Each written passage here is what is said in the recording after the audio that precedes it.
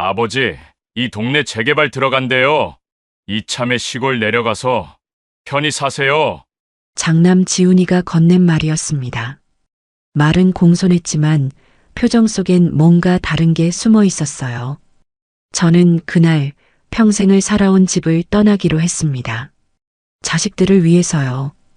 그런데 며칠 뒤 구청에서 이상한 말을 들었죠. 재개발이요?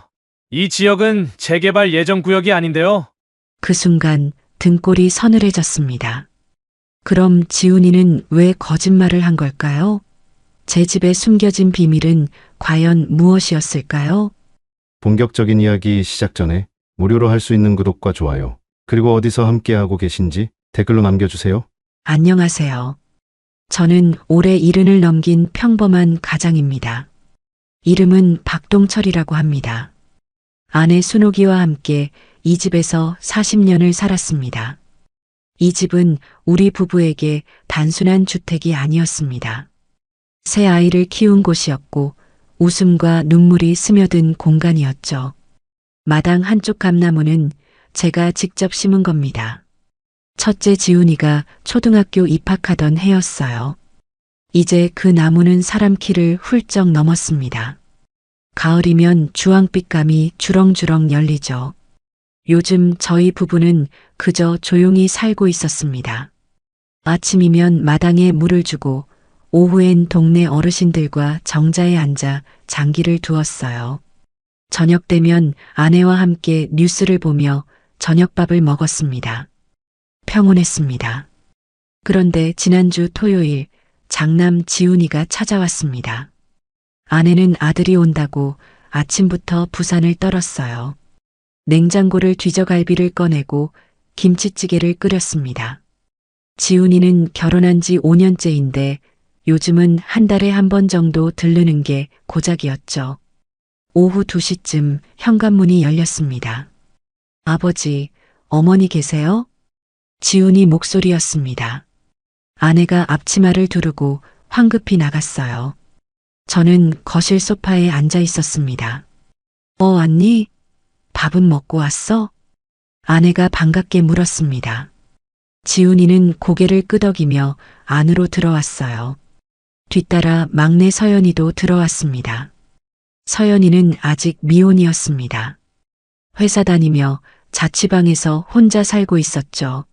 아버지, 안녕하세요. 서연이가 환하게 웃으며 인사했습니다.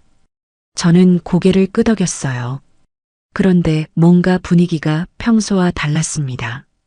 지훈이 표정이 묘하게 굳어 있었어요. 마치 무슨 말을 꺼내야 할지 고민하는 것 같았습니다. 앉아라. 차라도 마실래? 아내가 물었습니다. 지훈이는 고개를 저었어요. 아니요, 괜찮습니다. 그냥 잠깐 말씀드릴 게 있어서요. 지훈이가 소파에 앉았습니다. 서연이도 오빠 옆에 나란히 앉았어요. 저는 두 아이를 번갈아 보았습니다. 아내도 눈치를 챘는지 표정이 조금 굳어졌습니다. 무슨 일이니? 제가 먼저 물었습니다. 지훈이는 잠시 뜸을 들이더니 천천히 입을 열었습니다. 아버지, 이 동네 재개발 들어간다는 거 아세요? 재개발이라는 단어가 귓전을 때렸습니다. 저는 고개를 저었어요. 아내도 어리둥절한 표정이었습니다. 재개발? 무슨 소리야? 이 일대가 전부 재개발 구역으로 지정됐대요. 곧 공고날 겁니다. 지훈이 목소리엔 묘한 확신이 담겨 있었습니다. 저는 가만히 아들을 바라보았어요. 그 눈빛 속에 뭔가 다른 게 있었습니다. 조급함 같은 거였죠. 그래서 어쩌자는 거니? 아내가 조심스럽게 물었습니다. 지훈이는 잠시 서연이를 쳐다보더니 다시 입을 열었습니다. 이참에 시골로 내려가시는 게 어떨까요? 지금 이 집 팔면 꽤 괜찮은 가격 받으실 겁니다. 시골에 작은 전원주택 하나 장만하시고 편히 사세요. 말은 공손했습니다. 하지만 표정엔 뭔가 절박함이 묻어났어요. 저는 그 순간 이상한 느낌을 받았습니다. 왜 이렇게 급하게 구는 걸까요? 오빠 말이 맞아요, 아버지. 여기 있으면 공사 소음도 심할 거고 불편하실 거예요. 서연이도 거들었습니다. 아내는 제 얼굴을 쳐다봤어요. 저는 아무 말도 하지 못했습니다. 마음이 복잡했거든요. 사실 저는 늘 생각했습니다. 이 집에서 마지막을 맞고 싶다고요. 여기서 아이들을 키웠고 여기서 희로애락을 다 겪었습니다. 이 벽 하나하나에 우리 가족의 시간이 스며 있었어요. 떠나고 싶지 않았습니다. 하지만 아이들 얼굴을 보니 마음이 약해졌습니다. 혹시 제가 고집을 부려서 아이들한테 피해를 주는 건 아닐까요? 재개발이 되면 집값이 오를 텐데 그걸 아이들이 물려받으면 되지 않을까요? 아버지, 어떻게 생각하세요? 지훈이가 다그치듯 물었습니다. 저는 한숨을 내쉬었어요. 글쎄, 조금 생각해 볼게. 지금 결정하셔야 합니다. 재개발 공고 나면 집값 더 오르기 전에 팔아야 해요. 지훈이 목소리가 높아졌습니다. 저는 그 순간 뭔가 이상하다고 느꼈어요. 왜 이렇게 서두르는 걸까요? 재개발이 확정된 것도 아닌데 말이죠. 알았다. 그렇게 하자. 결국 저는 고개를 끄덕였습니다. 아내가 놀란 표정으로 저를 쳐다봤어요. 하지만 저는 이미 결정을 내린 상태였습니다. 아이들이 원한다면 따라야죠.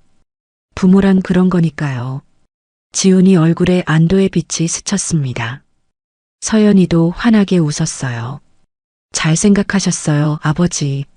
시골 가시면 공기도 좋고 훨씬 편하실 거예요. 서연이가 말했습니다. 저는 대답 대신 고개만 끄덕였어요.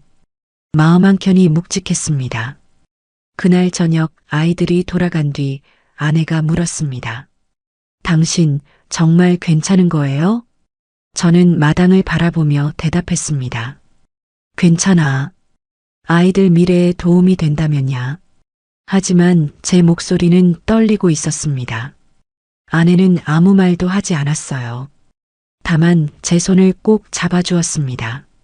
그날 밤 저는 잠을 이루지 못했습니다. 천장을 바라보며 생각했어요. 정말 이게 맞는 걸까요? 지훈이 표정 속에 숨겨진 그 조급함은 대체 뭐였을까요? 감나무가 바람에 흔들리는 소리가 들렸습니다. 마치 무언가를 말하려는 것처럼요. 그로부터 사흘 뒤 지훈이가 다시 찾아왔습니다. 이번엔 혼자였어요. 손에 서류 봉투를 들고 있었습니다. 아버지, 명의 이전 서류 좀 작성하셔야 해요. 지훈이가 식탁에 서류를 펼쳤습니다. 저는 안경을 쓰고 서류를 들여다봤어요. 복잡한 법률 용어들이 빼곡히 적혀 있었습니다. 솔직히 무슨 내용인지 잘 이해되지 않았어요. 이게 뭐니? 집 명의를 제 앞으로 옮기는 겁니다. 나중에 상속세 문제도 있고 미리 정리하는 게 좋아요. 지훈이 목소리엔 확신이 담겨 있었습니다. 저는 고개를 끄덕였어요. 아들 말이니 믿어야죠. 도장 어디 있으세요? 서랍에 있는데. 아내가 망설이며 대답했습니다. 지훈이는 일어서서 직접 서랍을 뒤졌어요.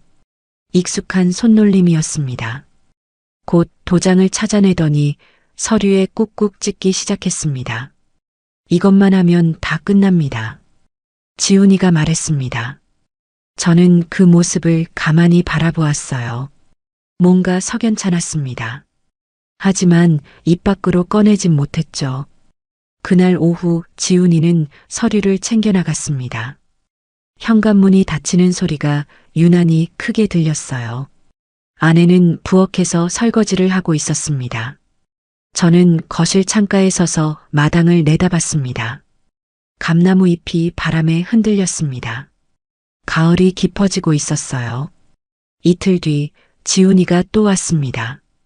이번엔 서연이와 함께였어요. 둘 다 표정이 좋지 않았습니다. 무슨 일이니? 제가 물었습니다. 지훈이는 소파에 털썩 앉으며 한숨을 내쉬었어요. 구청에 갔다 왔는데요. 문제가 생겼습니다. 무슨 문제?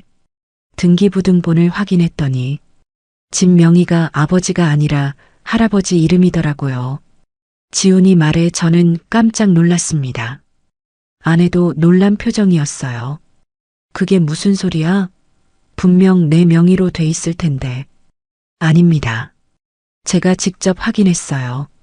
박영수 할아버지 명의로 돼 있습니다. 박영수는 제 아버지 이름이었습니다.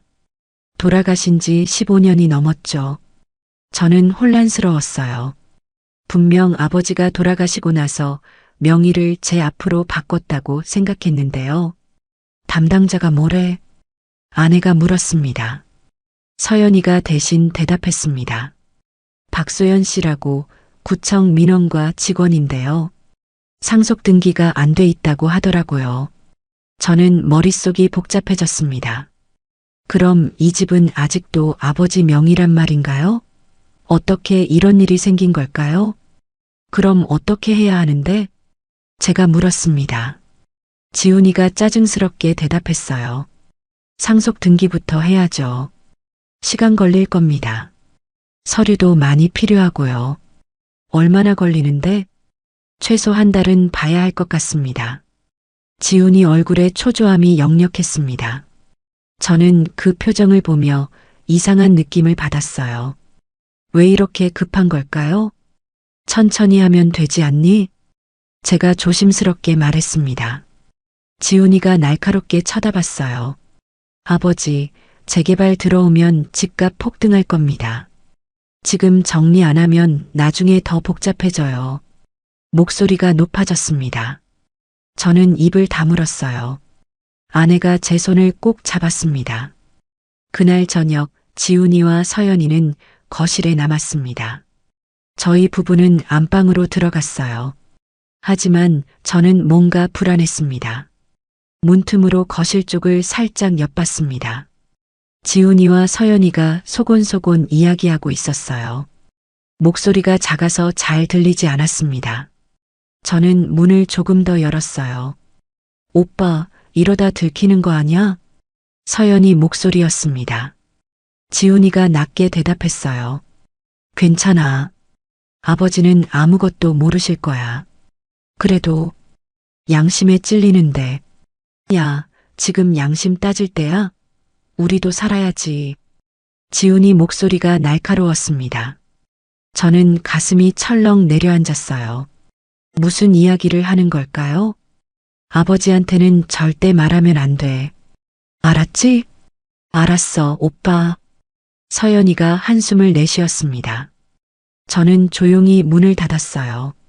아내가 침대에 앉아 저를 바라보고 있었습니다. 당신 괜찮아요? 아내가 물었습니다. 저는 고개를 끄덕였어요. 하지만 마음은 전혀 괜찮지 않았습니다. 그날 밤 저는 잠을 이룰 수가 없었습니다. 아이들이 무슨 이야기를 하는 건지, 왜 저한테 숨기는 건지 알 수가 없었어요. 재개발이 정말 확정된 건가요? 아니면 다른 이유가 있는 걸까요? 새벽 3시쯤 저는 조용히 일어났습니다. 거실로 나가 창가에 섰어요. 밖은 고요했습니다. 가로등 불빛 아래 감나무가 서 있었어요. 문득 아버지 생각이 났습니다. 아버지는 이 집을 얼마나 사랑하셨는지 몰라요. 손수 기둥을 세우고 벽을 쌓으셨죠. 퇴근하고 오시면 마당을 쓸고 화단을 가꾸셨습니다. 동철아, 이 집은 우리 가문의 뿌리다. 절대 함부로 하면 안 된다. 아버지가 돌아가시기 전에 하신 말씀이 떠올랐습니다. 저는 그때 고개를 끄덕이며 약속했어요. 이 집을 지키겠다고요. 그런데 지금 저는 뭘 하고 있는 걸까요? 아들 말만 믿고 집을 넘겨주려 하고 있었습니다. 정말 이게 맞는 길일까요? 다음 날 아침 지훈이가 일찍 나갔습니다. 부동산에 들른다고 했어요. 서연이도 출근한다며 함께 나갔습니다. 저는 혼자 마당에 나가 감나무 아래 섰습니다. 나뭇가지를 쓰다듬으며 생각에 잠겼어요. 아내가 뒤에서 조용히 다가왔습니다. 당신 뭔가 이상하지 않아요? 아내가 물었습니다. 저는 고개를 끄덕였어요. 어젯밤에 지훈이랑 서연이 대화 들었어. 무슨 이야기였는데요? 잘은 모르겠는데 우리한테 뭔가 숨기는 것 같아. 아내가 한숨을 내쉬었습니다. 저는 아내 손을 잡았어요. 조금만 기다려봐. 뭔가 알아내야 할 것 같아. 어떻게요? 구청에 직접 가볼까 해. 저는 그렇게 말했습니다. 아내는 고개를 끄덕였어요. 저는 마음을 굳혔습니다. 이대로 있을 순 없었습니다. 오후 2시 저는 구청으로 향했습니다. 민원과 문을 열고 들어갔어요. 한 여직원이 미소를 지으며 맞아주었습니다. 어떻게 오셨어요? 등기부등본 확인하러 왔습니다. 성함이 어떻게 되세요? 박동철입니다. 여직원이 컴퓨터를 두드렸습니다. 잠시 후 화면을 보더니 고개를 갸우뚱했어요. 박영수님 명의로 돼 있네요. 혹시 아버님이신가요? 네, 그렇습니다. 상속 등기가 안 돼 있으신데요. 처리하시려면 서류가 필요합니다. 저는 고개를 끄덕였습니다. 그런데 문득 궁금한 게 생겼어요. 혹시 재개발 이야기 들으셨나요? 이 일대가요. 여직원이 잠시 생각하더니 고개를 저었습니다. 재개발이요? 저는 못 들었는데요. 확인해 드릴까요? 부탁드립니다. 여직원이 다시 컴퓨터를 확인했습니다. 그리고는 고개를 저었어요. 이 지역은 재개발 예정 구역이 아닙니다. 그 순간 저는 머릿속이 하얘졌습니다. 구청을 나서는 제 발걸음은 무거웠습니다. 재개발이 아니라고요? 그럼 지훈이는 왜 거짓말을 한 걸까요? 저는 혼란스러웠어요.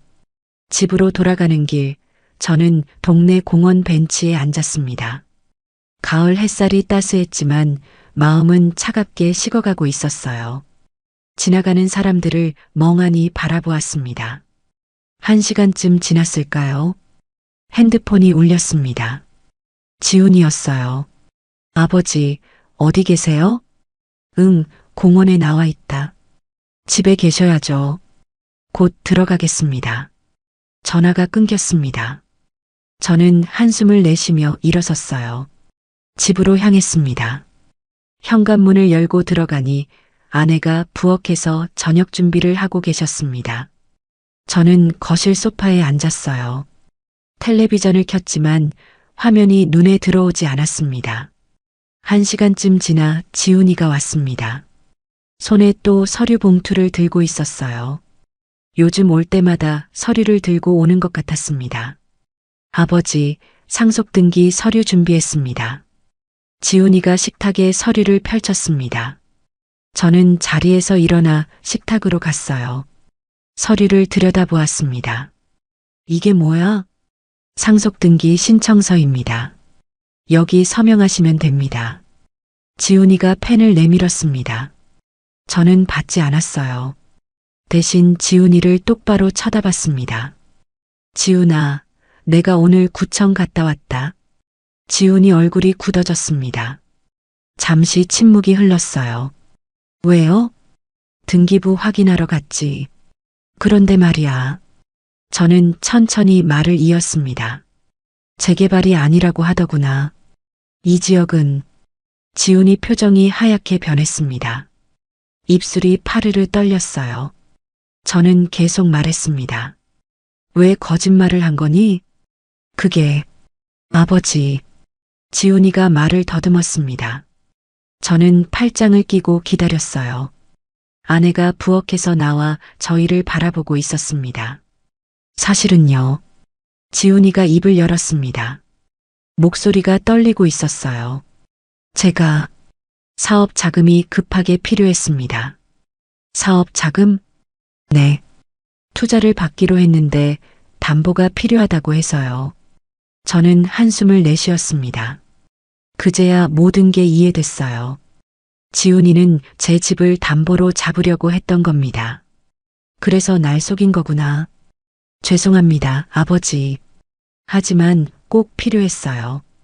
지훈이가 고개를 숙였습니다. 저는 의자에 털썩 앉았어요. 가슴이 답답했습니다. 다음 날 아침 저는 다시 구청을 찾았습니다.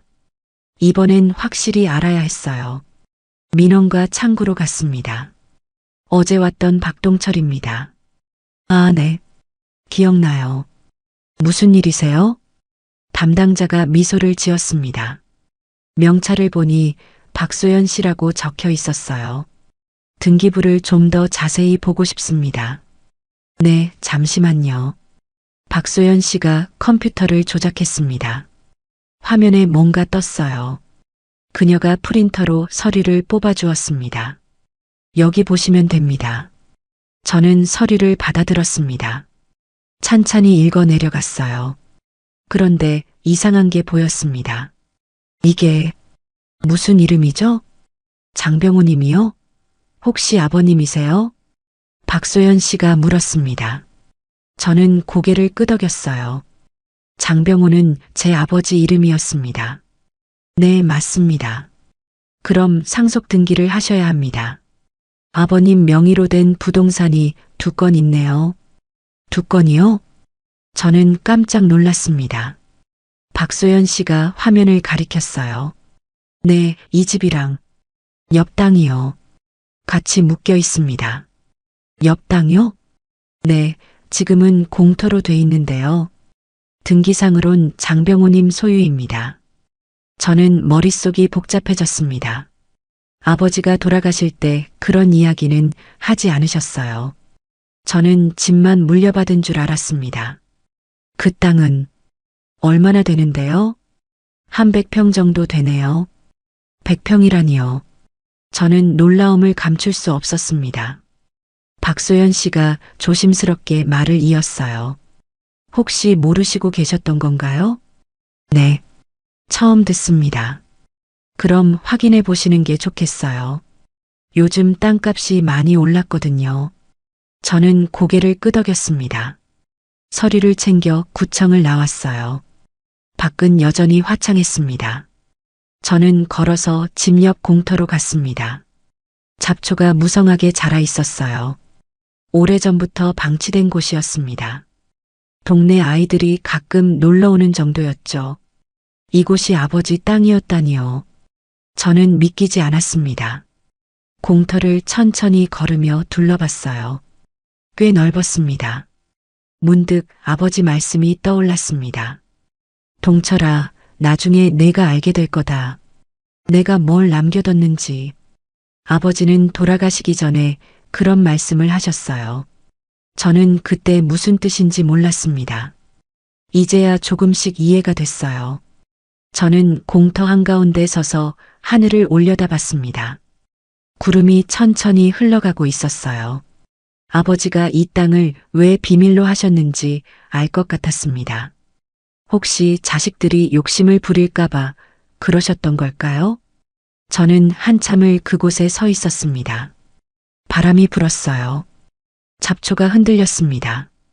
집으로 돌아오니 아내가 마당에서 빨래를 널고 계셨습니다. 저는 아내에게 다가가 오늘 있었던 일을 이야기했어요. 옆 땅이 우리 거였대요. 뭐라고요? 아내가 놀란 표정으로 저를 쳐다봤습니다. 저는 고개를 끄덕였어요. 아버지 명의로 돼 있더라고요. 100평쯤 된답니다. 세상에. 그럼 지훈이는 그걸 알고 있었던 건가요? 모르겠어요. 하지만 알았을 수도 있죠. 아내가 한숨을 내쉬었습니다. 저는 빨래를 같이 널기 시작했어요. 침묵이 흘렀습니다. 당신 어떻게 할 거예요? 아내가 물었습니다. 저는 잠시 생각했어요. 일단 지훈이한테 이야기해야죠. 화내지 마세요. 그래도 우리 자식이잖아요. 알아요. 저는 대답했지만 속마음은 복잡했습니다.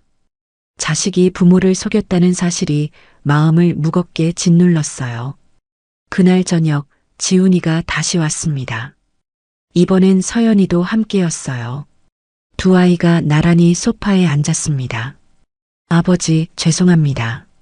지훈이가 먼저 입을 열었습니다. 고개를 숙이고 있었어요. 어제 거짓말한 거 정말 죄송해요. 그래. 저는 짧게 대답했습니다. 지훈이가 고개를 들었어요. 하지만 정말 급했어요. 투자금이 없으면 사업이 무산될 뻔했거든요. 그래서 날 속인 거니? 제 목소리가 조금 높아졌습니다. 지훈이가 움찔했어요. 서연이가 오빠를 바라보며 입술을 깨물었습니다. 지훈아, 내가 오늘 또 구청 갔다 왔다. 네. 옆 공터 말이야. 그것도 할아버지 명의래. 지훈이 얼굴이 순간 굳어졌습니다. 뭔가 알고 있었던 것 같았어요. 그걸 어떻게 너 알고 있었구나. 저는 조용히 말했습니다. 지훈이는 대답하지 않았어요. 침묵이 흘렀습니다. 아버지, 저도 최근에 알았어요. 부동산에 물어봤거든요. 서연이가 조심스럽게 말했습니다. 저는 서연이를 쳐다봤어요. 그래서 오빠랑 같이 계획을 세운 거구나. 죄송해요, 아버지. 서연이가 고개를 숙였습니다. 저는 한숨을 내쉬었어요. 밤이 깊어갔습니다. 아이들은 돌아갔고 저희 부부만 남았습니다. 저는 거실 창가에 서서 밖을 내다봤어요. 옆 공터가 어둠 속에 잠겨 있었습니다. 저는 오랫동안 그곳을 바라보았어요. 아내가 뒤에서 제 어깨에 손을 얹었습니다. 당신 괜찮아요? 모르겠어요. 저는 솔직하게 대답했습니다. 정말 모르겠었어요. 이 상황을 어떻게 해결해야 할지 말이죠. 그날 밤 이후 집안 분위기는 무겁게 가라앉았습니다. 지훈이는 며칠 동안 연락이 없었어요. 서연이도 마찬가지였습니다. 저는 그저 일상을 보냈습니다. 아침엔 마당에 물을 주고 오후엔 동네를 산책했어요. 나흘째 되던 날 현관 초인종이 울렸습니다. 아내가 문을 열었어요. 지훈이었습니다. 손에 또 서류 가방을 들고 있었어요. 어서 와. 아내가 조심스럽게 인사했습니다. 지훈이는 대답 없이 안으로 들어왔어요. 표정이 어두웠습니다. 저는 거실 소파에 앉아 있었습니다. 지훈이가 제 앞에 섰어요. 눈이 충혈돼 있었습니다. 잠을 못 잔 것 같았죠. 아버지. 응. 상속 등기. 빨리 해야 합니다. 지훈이 목소리가 떨렸습니다. 저는 그를 가만히 바라봤어요. 왜 그렇게 급하니? 투자금 기한이 이번 달 말입니다. 그때까지 담보를 못 잡으면 계약이 깨져요. 그래서 제발 도와주세요. 지훈이가 고개를 숙였습니다. 저는 한숨을 내쉬었어요. 아내가 부엌에서 차를 끓이고 있었습니다. 지훈아, 앉아라. 저는 옆자리를 가리켰습니다. 지훈이가 털썩 앉았어요. 저는 천천히 말을 시작했습니다. 내가 왜 그렇게까지 하는지 이해는 해. 하지만 아버지를 속이면서까지 할 일은 아니었잖니. 죄송합니다. 말로만 미안하다고 하면 뭐해. 진심이 없는데. 제 목소리가 조금 높아졌습니다. 지훈이가 고개를 들었어요. 눈에 눈물이 고여 있었습니다. 진심입니다, 아버지. 정말로요. 그럼 왜 처음부터 솔직하게 말하지 않았니? 재개발이라고 거짓말까지 하면서. 지훈이는 대답하지 못했습니다. 그저 입술을 깨물고 있었어요. 그날 지훈이는 아무 말 없이 돌아갔습니다. 저는 그 뒷모습을 바라보며 착잡했어요. 아내가 제 옆에 앉았습니다. 당신 너무 심하게 한 거 아니에요? 모르겠어요. 하지만 이건 짚고 넘어가야 할 문제예요. 아내는 아무 말도 하지 않았습니다. 그저 제 손을 잡아줬어요. 이틀 뒤 이번엔 서연이가 찾아왔습니다. 혼자였어요. 회사에서 오는 길인지 정장 차림이었습니다.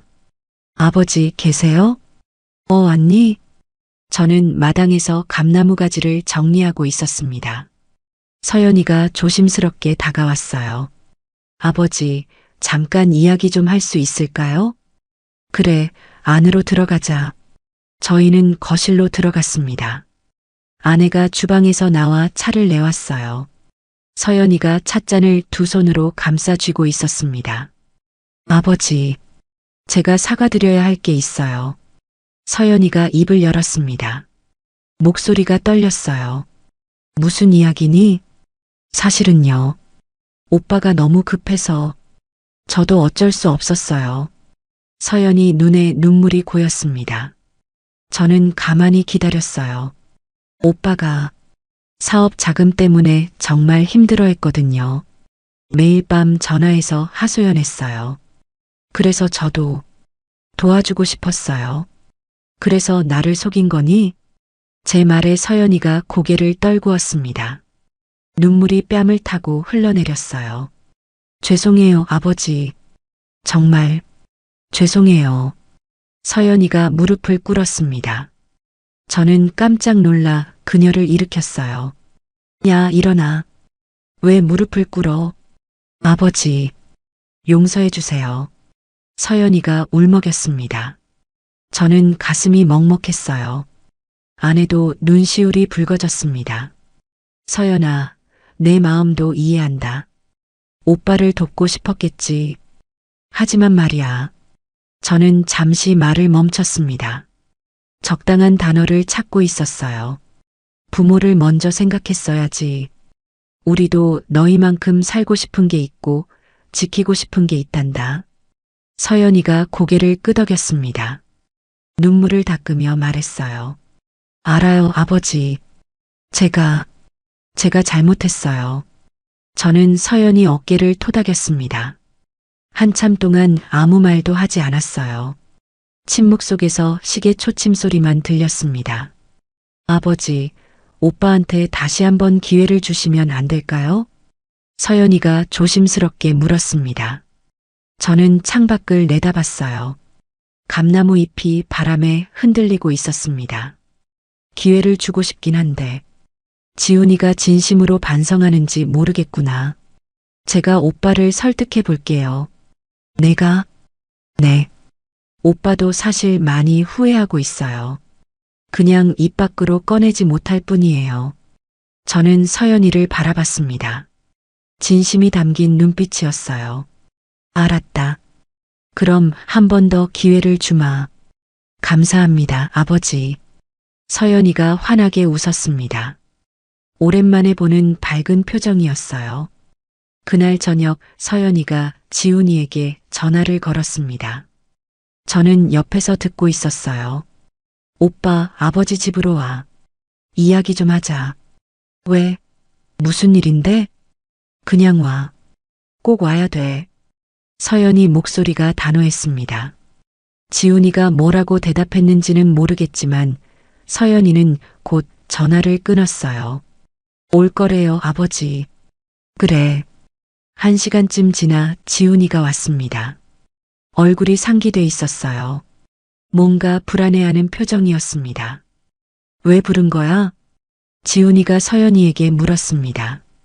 서연이는 오빠를 거실로 이끌었어요. 저와 아내는 소파에 앉아 있었습니다. 앉아라. 제가 말했습니다. 지훈이가 조심스럽게 앉았어요. 서연이도 오빠 옆에 자리를 잡았습니다. 아버지가 한 번 더 기회를 주신대. 서연이가 말했습니다. 지훈이 눈이 커졌어요. 정말요? 응. 하지만 조건이 있어. 제가 천천히 말을 이었습니다. 이제부터는 거짓말하지 마라. 무슨 일이든 솔직하게 이야기해. 네, 아버지. 지훈이가 고개를 숙였습니다. 목소리가 떨리고 있었어요. 그리고 말이야. 저는 잠시 뜸을 들였습니다. 지훈이가 고개를 들어 저를 쳐다봤어요. 가족이 뭔지 다시 생각해봐. 우리는 남이 아니잖니. 서로 믿고 의지해야 하는 사이야. 지훈이 눈에 눈물이 고였습니다. 그는 아무 말도 하지 못했어요. 그저 고개만 끄덕였습니다. 오빠, 아버지 말씀 들었지? 서연이가 오빠 팔을 잡았습니다. 지훈이가 고개를 끄덕였어요. 알았어. 정말 죄송합니다, 아버지. 지훈이가 일어나 제게 절을 했습니다. 저는 그를 일으켰어요. 일어나. 이제 다시는 이런 일 없어야 한다. 네, 명심하겠습니다. 그날 밤 저희 가족은 오랜만에 함께 저녁을 먹었습니다.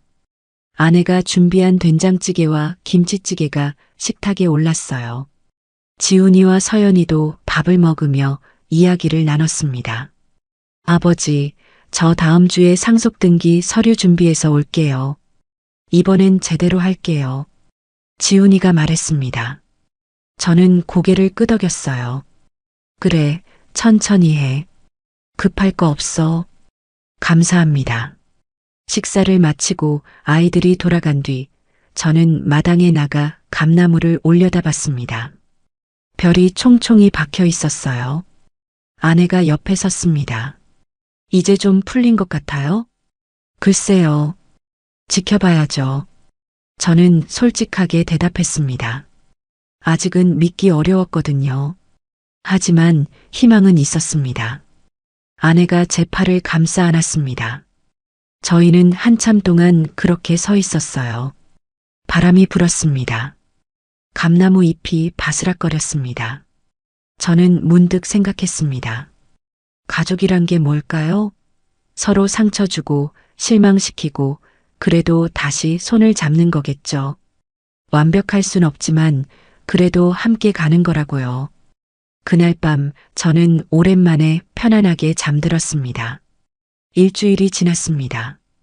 지훈이는 약속대로 서류를 준비해 왔어요. 이번엔 표정이 달랐습니다. 진지했고 조심스러웠어요. 저희는 식탁에 둘러앉았습니다. 지훈이가 서류를 펼쳤어요. 상속등기 신청서였습니다. 저는 천천히 내용을 읽어 내려갔습니다. 이번엔 제대로 준비했습니다.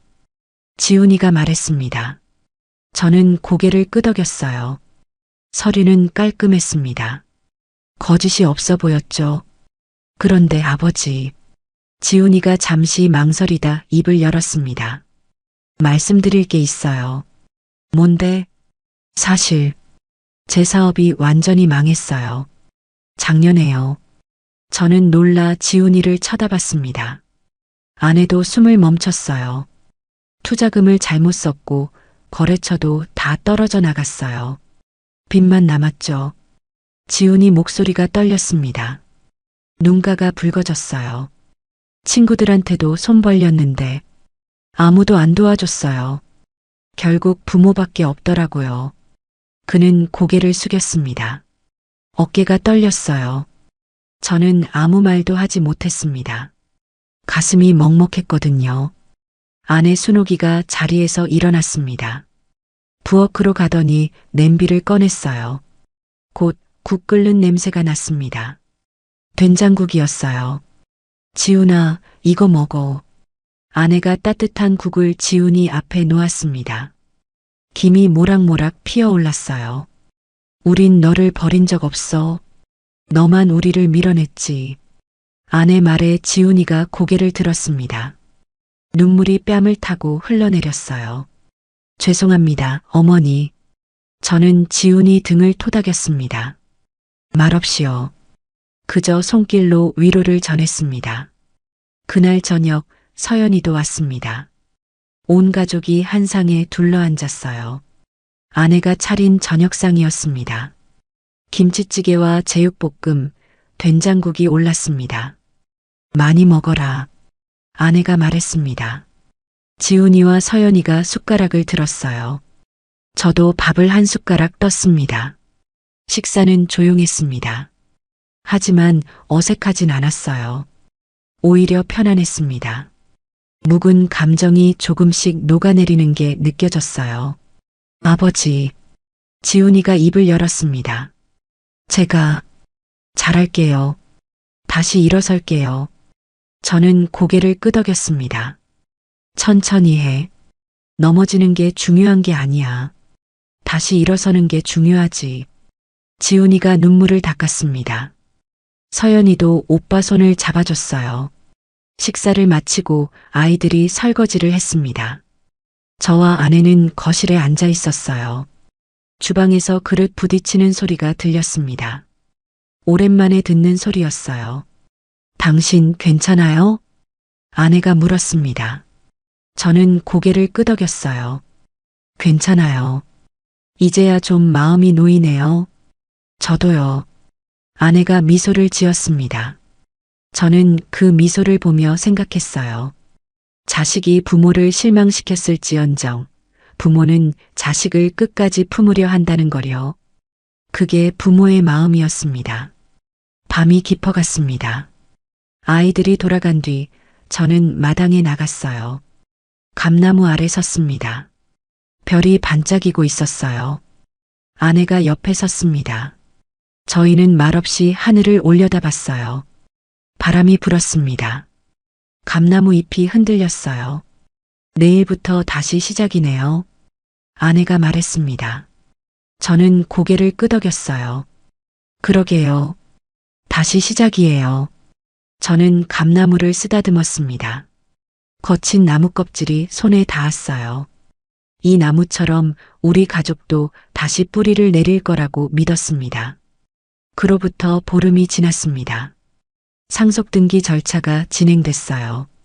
지훈이가 서류를 챙겨 구청을 오가며 처리했습니다. 이번엔 정말 성실하게 움직였어요.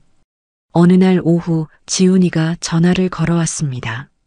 아버지, 내일 구청에 같이 가셔야 해요. 왜?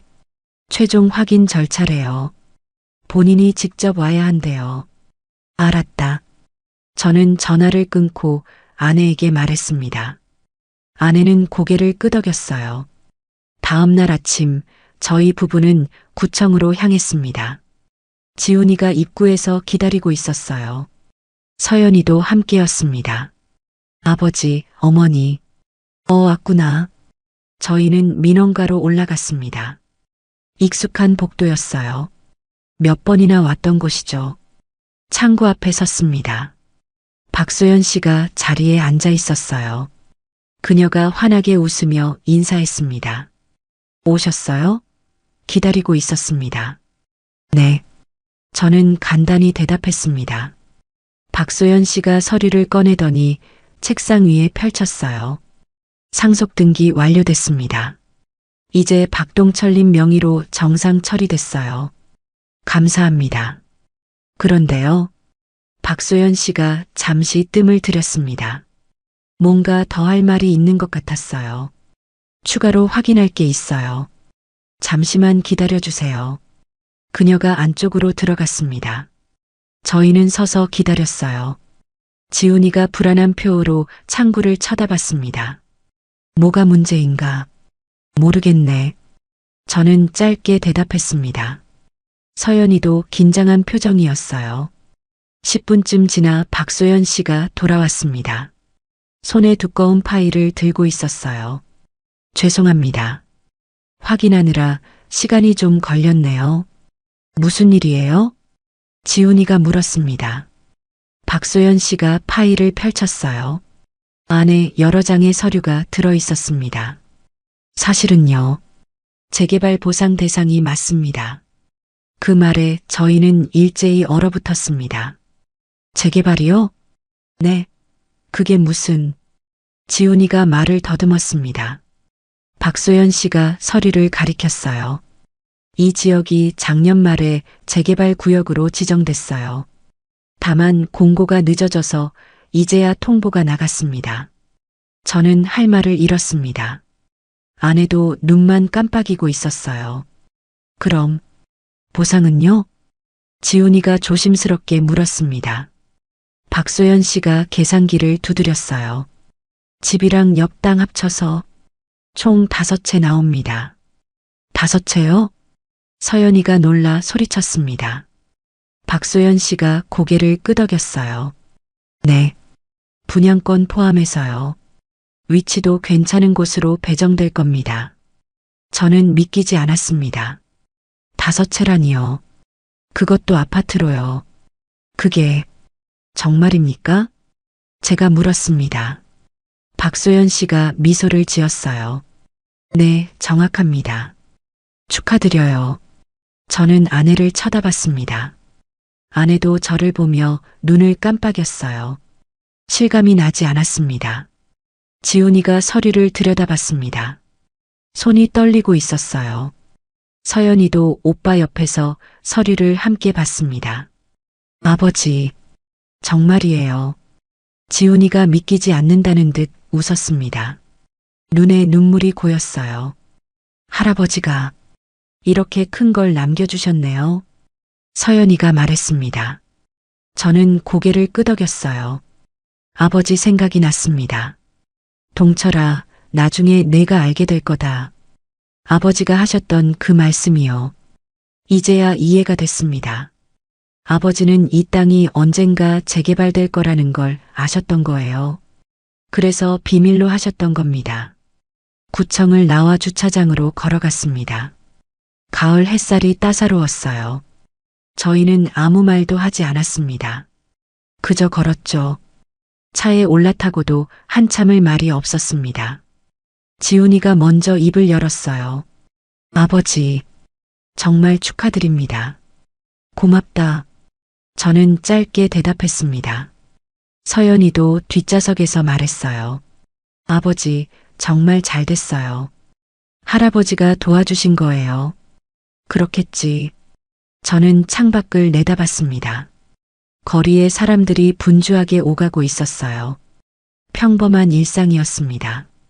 집으로 돌아와 거실에 앉았습니다. 아내가 차를 끓여왔어요. 저희는 찻잔을 들고 말없이 앉아 있었습니다. 당신 실감나요? 아내가 물었습니다. 저는 고개를 저었어요. 아직은 잘 모르겠어요. 저도요. 아내가 웃었습니다. 오랜만에 보는 환한 웃음이었어요. 저녁 때 지훈이와 서연이가 다시 왔습니다. 아내가 저녁상을 차렸어요. 갈비찜과 잡채, 김치가 올랐습니다. 많이 먹어라. 아내가 말했습니다. 지훈이와 서연이가 숟가락을 들었어요. 저도 밥을 한 숟가락 떴습니다. 아버지, 지훈이가 입을 열었습니다. 제가 정말 잘못 생각했어요. 무슨 소리니? 욕심을 부렸어요. 아버지 것을 빼앗으려고 했죠. 지훈이 목소리가 떨렸습니다. 저는 고개를 저었어요. 이미 지난 일이야. 이제 다시 시작하면 돼. 감사합니다. 지훈이가 고개를 숙였습니다. 서연이도 눈시울을 붉혔어요. 그리고 말이야. 저는 숟가락을 내려놓고 아이들을 바라봤습니다. 이건 우리가 잘나서 받은 게 아니야. 너희 할아버지가 남겨준 덕분이지. 알아요, 아버지. 서연이가 고개를 끄덕였습니다. 할아버지가 평생 모으신 거예요. 우리가 함부로 하면 안 돼요. 맞아. 저는 고개를 끄덕였어요. 밥을 다시 한 숟가락 떴습니다. 식사 후 저희는 거실에 둘러앉았습니다.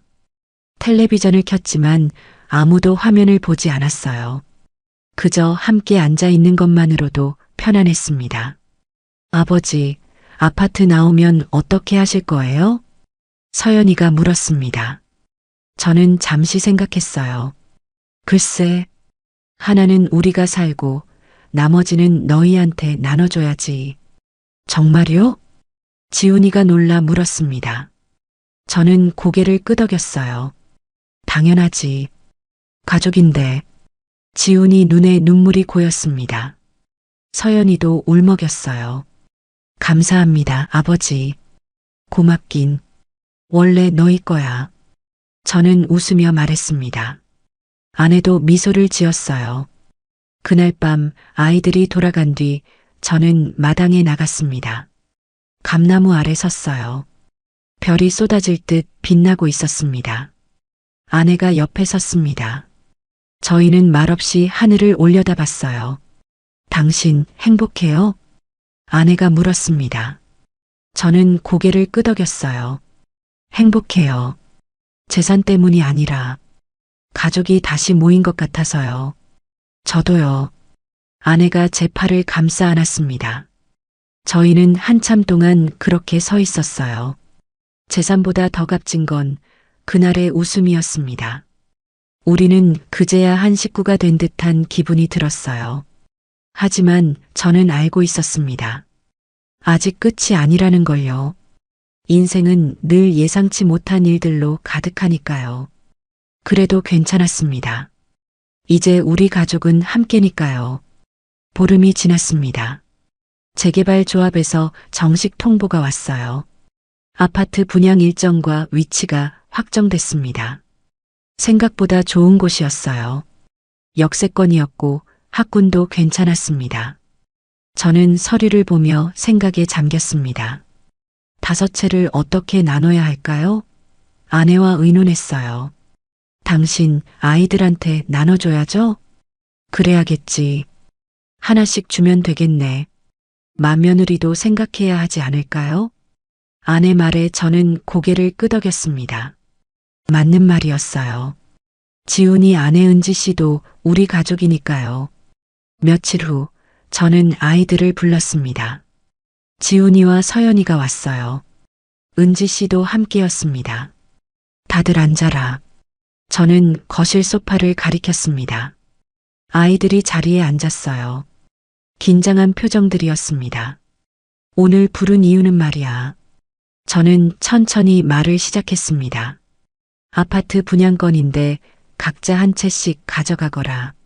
순간 거실이 조용해졌습니다. 아이들은 서로를 쳐다봤어요.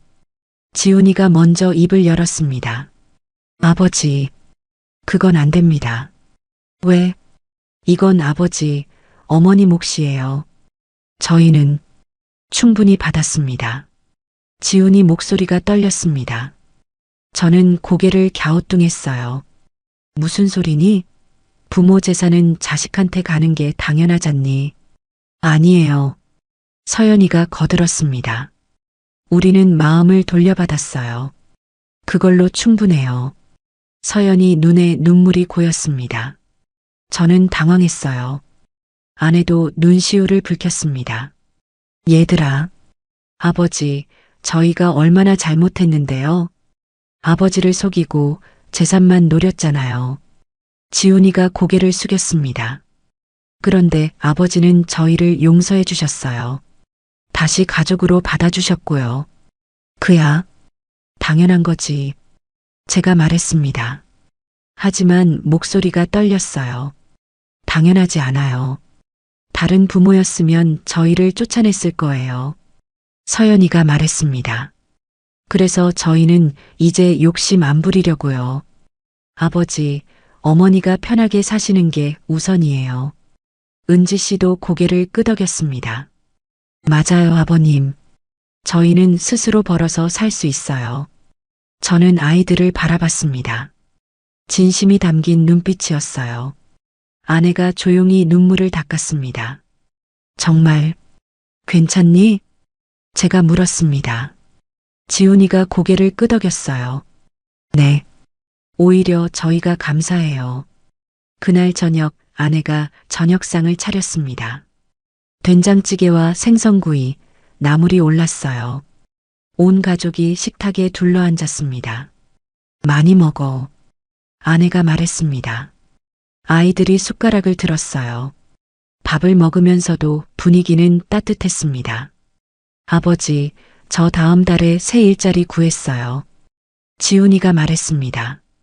저는 고개를 들었어요. 정말? 네. 작은 회사지만 괜찮은 곳이에요. 다시 시작하려고요. 잘했다. 저는 고개를 끄덕였습니다. 지훈이가 환하게 웃었어요. 서연이는 어떠니? 저는 회사 다니면서 저축하고 있어요. 나중에 작은 집이라도 장만하려고요. 그래, 좋은 생각이다. 식사를 마치고 설거지는 아이들이 했습니다. 저와 아내는 거실에 앉아 있었어요. 주방에서 웃음소리가 들렸습니다. 당신 아이들이 많이 변한 것 같아요. 아내가 말했습니다. 저는 고개를 끄덕였어요. 그러게요. 정말 많이 변했어요. 다행이에요. 아내가 미소를 지었습니다. 저도 따라 웃었어요. 그날 밤 아이들이 돌아간 뒤 저는 서재로 갔습니다. 책장에서 오래된 앨범을 꺼냈어요. 먼지를 털고 펼쳤습니다. 아이들 어렸을 적 사진이 나왔습니다. 지훈이가 초등학교 입학식 때 찍은 사진이었어요. 교복을 입고 환하게 웃고 있었습니다. 서연이는 유치원 졸업식 사진이었어요. 분홍색 드레스를 입고 꽃다발을 들고 있었죠. 저는 한참 동안 사진을 들여다봤습니다. 시간이 참 빠르다고 느꼈어요. 어느새 아이들이 다 컸습니다. 당신 뭐해요? 아내가 서재로 들어왔습니다. 제 옆에 앉았어요. 옛날 사진 보고 있어요. 어머, 이거 지훈이 입학식 때 사진이네요. 그러게요. 귀엽죠? 그럼요. 우리 아들 정말 귀여웠어요. 아내가 웃으며 말했습니다. 저희는 한참 동안 앨범을 넘겼어요. 추억이 하나하나 떠올랐습니다. 다음 날 아침 저는 마당에 나가 감나무를 올려다봤습니다. 가을이 깊어지고 있었어요. 감이 주황빛으로 익어가고 있었습니다. 올해도 잘 열렸네. 혼잣말을 했습니다. 감나무는 대답 대신 바람에 흔들렸어요. 문득 아버지가 생각났습니다. 아버지가 이 나무를 심으실 때가 떠올랐어요. 동철아, 이 나무는 우리 가족 같은 거야. 뿌리가 깊으면 오래 살지. 아버지 말씀이었습니다. 저는 그때 무슨 뜻인지 몰랐어요. 이제야 조금씩 이해가 됐습니다. 가족도 나무 같은 거라고요. 뿌리가 깊으면 흔들리지 않는다고요. 오후에 지훈이가 전화를 걸어왔습니다. 아버지, 주말에 뵈러 갈게요. 그래, 와라. 은지랑 같이 갈게요. 밥 해주세요. 알았다. 저는 웃으며 대답했습니다. 전화를 끊고 아내에게 말했어요. 주말에 지훈이 온대요. 그래요? 뭐 해줄까요? 갈비찜 어때요? 지훈이가 좋아하잖아요. 좋죠. 아내가 환하게 웃었습니다. 저도 따라 웃었어요. 그날 저녁 저희 부부는 거실에 앉아 텔레비전을 봤습니다. 뉴스가 나오고 있었어요. 하지만 화면은 눈에 들어오지 않았습니다. 저는 생각했습니다. 우리 가족이 부유해진 건 아니라고요. 아파트가 5채 생긴 건 맞지만 그게 전부는 아니었어요. 더 중요한 건 마음이었습니다. 서로를 이해하고 용서하고 다시 손을 잡는 마음이요. 그렇게 우리 가족은 부유해지기보단 따뜻해졌습니다.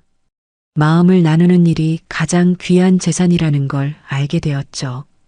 밤이 깊어갔습니다. 저는 창가에 서서 밖을 내다봤어요. 달이 밝았습니다. 감나무가 달빛을 받아 반짝이고 있었어요. 아내가 옆에 섰습니다. 당신 행복해요? 행복해요. 진짜로요. 저는 진심으로 대답했습니다. 아내가 제 손을 잡았어요. 저도요. 저희는 말없이 달을 바라봤습니다. 바람이 불었어요.